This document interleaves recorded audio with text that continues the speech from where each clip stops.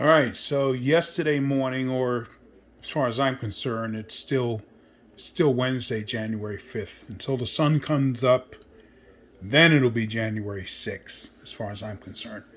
But nonetheless, yesterday morning, I'm headed out, had a full day ahead of me, lots to do. There's a box in front of my door. Delivered by the USPS, the Useless Postal Service. And those idiots, they won't even knock on your door, like, not necessarily bang, but they won't even knock on your door. They tap on your door and then race away, dropping a box in front of your door and racing away as though there's a fire in the building. So I open the door, headed out. Here's this box. I pick it up and I look at the label from where it originated. It originated in Connecticut. Coincidentally, I was expecting from a friend in Connecticut a hymnal, the 1982 Episcopal hymnal, of which I don't have. I have the 1940, but not the 1982 hymnal. By the time I left the choir, I used to be a chorister. By the time I left the choir, I was, how old was I? 15, 14? My voice had changed, so that was the end of my singing soprano. And the hymnal that we used was the 1940. Of course, I missed the 1982 hymnal because I left the choir in 1973. So I was expecting that. And this box is about the same size as that hymnal. And he's in Connecticut, albeit I forgot where in Connecticut. So I thought, well, this must be the hymnal that he was sending. And didn't bother to open the box because I had to get out of here. I had a lot to do. In fact, I actually went and practiced today. I'll be posting a video, whichever is suitable to post. I will post, not tonight, tomorrow. I need to go to bed. It's now 2:45 Thursday morning. So when I got back from my full day, it was about 1 o'clock this morning. I'm tired, so I want to go to bed. So I said, well, let me open this box, see what it is. Expecting the hymnal, because it too was coming from Connecticut. Well, lo and behold, I expected this, I believe, on January 8th. Today is the 5th of January. I expected this in another 3 days. It arrived early. And so I'm not complaining. And this is one of 3 locomotives that I want to get. I was inspired to get these locomotives as well as the accompanying Comet cars from Rapido, because Rapido builds these locomotives or makes these locomotives. I wanted the Comet, which they just released, the Comet cars, the coach cars, and I wanted all 3 locomotives, the New Haven line and the coaches that go with it with the red stripe bordering the windows down the side. And that's the CDOT, Connecticut Department of Transportation coaches.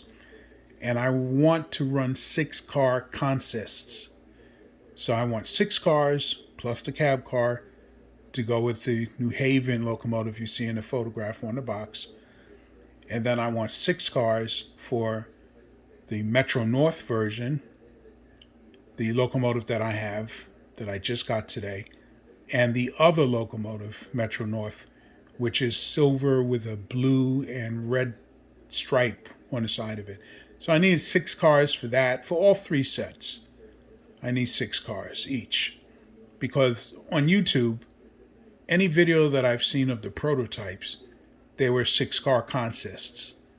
And albeit I'm not a rivet counter, but I try to be as close to being prototypical as possible.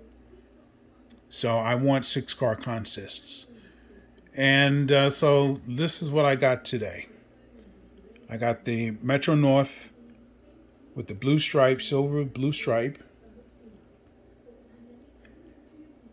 And I got this, it's DC. They didn't have the DCC version. The people that were selling this on YouTube, on eBay. So I bought it with the thought, well, I'll just have a decoder put in that ESU Loc sound decoder. And that's what I'm going to do.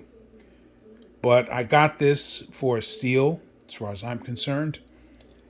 And it is gorgeous. This is my first Rapido anything. I don't own anything from Rapido. And this is the first, and I know that I will not be disappointed because they are. It's amazing how they really pay attention to details.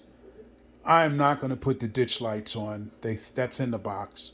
I'm not going to do that. I'm going to send this locomotive to a hobby store and have them, their service guys, put the ditch lights on as well as put the decoder in. So I don't do that.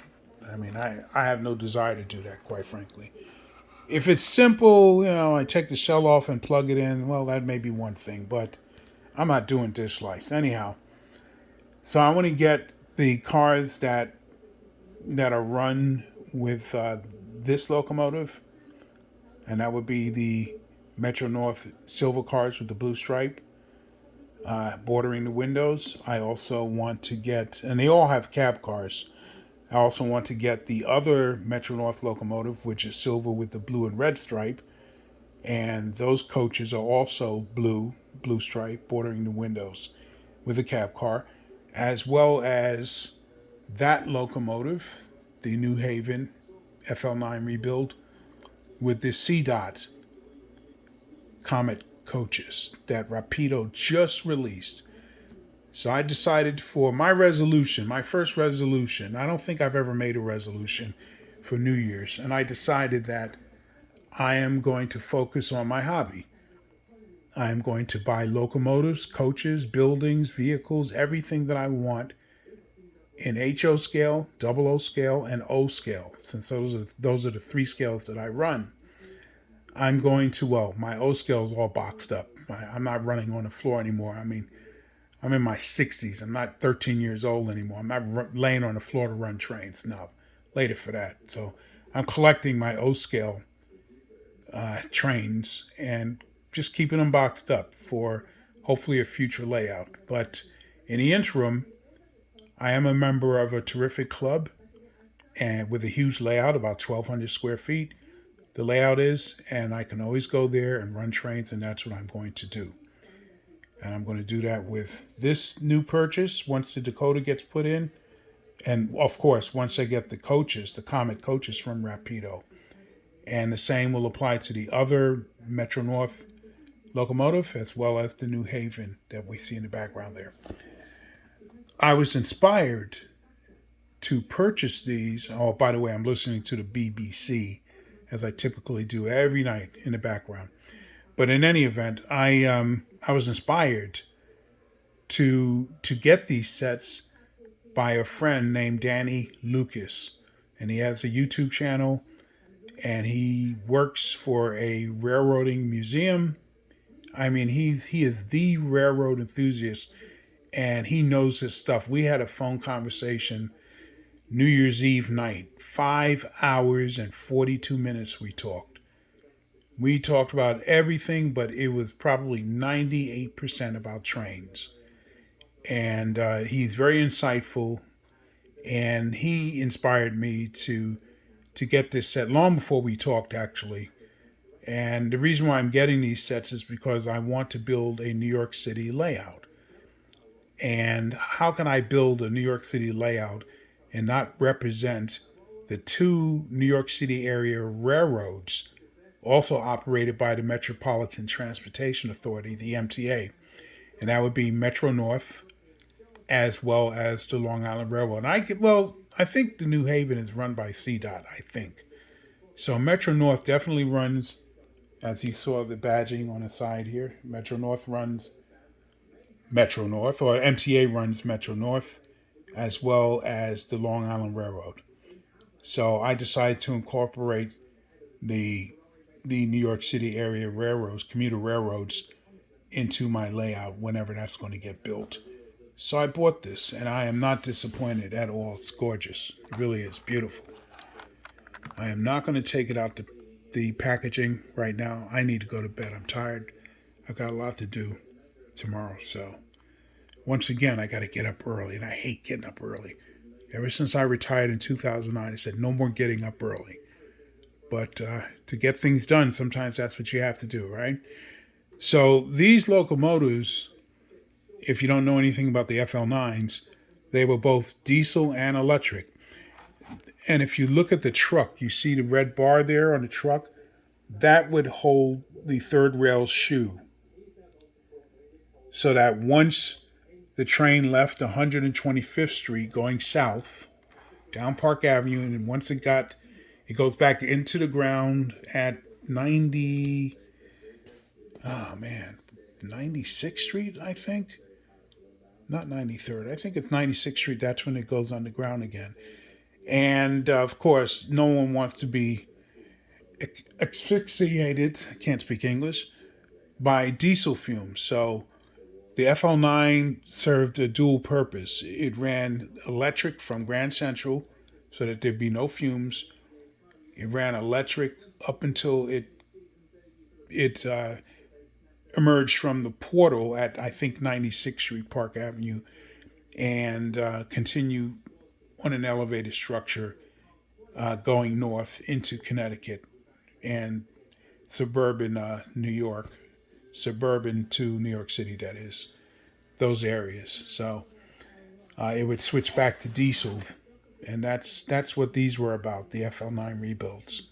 So they started out life, I believe, as diesel locomotives, and then they were switched so that they could serve the commuter railroads of New York going into the tunnels and into Grand Central Station without poisonous fumes or toxic fumes. So that was their purpose, and I can do this all day buying FL9s. Well, maybe not FL9s. I'm going to get the other two, but F unit locomotives.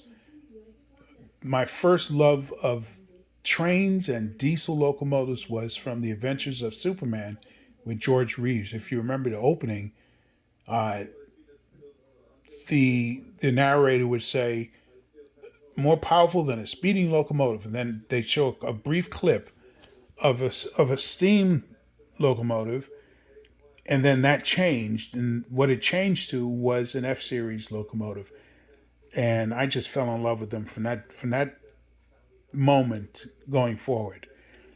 So between this and my other favorite is the Alco RS1, RS2, RS3. Love those locomotives. And I only have one of those right now, an RS2 by Walthers Proto 2000. It's really nice. Smooth runner. It really, really is nice. I had sound put in it, but the sound died. So I got to take it back to my tech to find out what the heck happened. Nonetheless, I'm going to be looking for more of those too, the RS3 this time. Can't get enough of them, and I won't be able to get enough of these F units either. So that's what I'm doing. Every month I'm going to purchase, well, first I'm going to, after I get the three locomotives here from Rapido, and this is my first ownership of Rapido products. I own nothing from Rapido, and I'm sure I will not be disappointed. They have a sharp eye to detail. They do incredible work. So I'm looking forward to or rather having the Dakota put in and then running it at the club. In any event, I'm going to get the other two locomotives, that New Haven in the background, and the other FL9, which is also Metro North, silver with a red and blue stripe. And then I will get the Comet cars for each locomotive. A 6-car consist is what I'm looking for. And I'll start buying, because I'm always late to the party. I didn't buy the ACS, the Siemens, I think it's Siemens ACS-64 Amtrak. I didn't buy that when it was released. So now I got to find, well, Train World still has it in Brooklyn, so I'll get that there. I also need the Siemens SC-44 Charger, also Amtrak, and their newest release, the SLC-62, Siemens SLC-62. I believe it's called the Charger also. But yeah, I want that locomotive. And the proper coaches to go with those locomotives, and preferably not Walthers. I've heard nothing but negative things about their coaches, at least. Being difficult to roll, that sort of thing. Hopefully, I can find some Rapido Amtrak coaches, and depending on what phase paint scheme. So I need to play catch up. So I'm going to spend the next year, 2022, buying all of the trains that I did not get when they first hit the market, and I'm going to collect those, including O scale, which is a real collection because I'm not running those right now. I still need a lot more of my double O scale from England. Those are wonderful trains. Double O scale is a great size. If you all are unfamiliar with it, it is great. It really is. It's slightly larger than HO. HO is 187, double O is 176. So it's slightly larger than HO, and they are terrific. So there's a lot of British railway locomotives and cars that I need to get. So I'm going to spend a year doing that, getting everything that I want. So I hope that you all will have a healthy, safe, prosperous new year. Happy New Year to all of you. I look forward to seeing your videos and you having fun running trains because that's what we do. And a lot of you, I'm not one of them as yet, but a lot of you are real modelers in that you build and you do everything. I may change a coupler here and there. I may put a decoder in if it's simple enough because I really don't have patience. Uh, Real typical, I think, New Yorker. I don't have any patience. So I'd rather pay someone for their expertise. I pay someone to put decoders in and change couplers if I don't feel like doing it and doing other work like upgrading lighting and that sort of thing. So I'll gladly pay someone for their services. Just as long as it gets done. And that's the most important thing, right? So one day I will emerge as a actual modeler. I think the reason why I don't put buildings together is because I don't want to screw things up. I've got a real problem with I'm not perfect, but I've got a real problem with screwing things up and then I regret it afterwards saying, darn it, I should have let somebody else do this, someone who's an expert, knows what they're doing, and just paid them for their time. So that's what I'd rather do. This came with ditch lights. I will not be doing that myself.